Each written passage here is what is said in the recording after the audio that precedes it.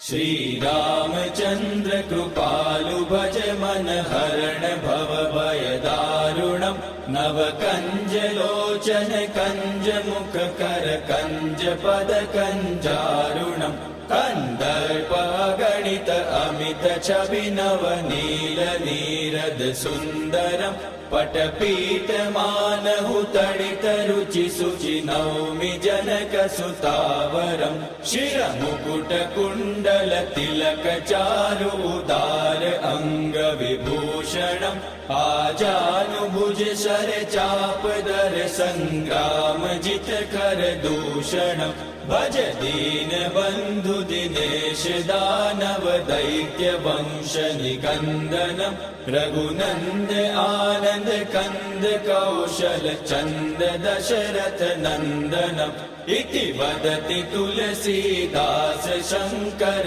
शेष मुनि मनरंजनम् मम हृदय कंज निवास कुरु कामादिकल दल गंजनम् मनुजाहि राचेहु मिलहि सोबरु सहज सुंदर सावरो करुणा निधान सुजान शील सनेहु जानत रावरो एहि भाति गौरी असीम सुनि सिय सहित हिय हर्षियलि तुलसी भवानी पूजि पूनि मुदित मन मंदिर चली सो जानि गौरी अनुकूल सिय हिय हर्षुन जाय कहि मंजूल मंगल मूल वाम अंग फहक न लगे श्री रामचंद्र कृपालु भज मन हरण भव भय दारुणम् नव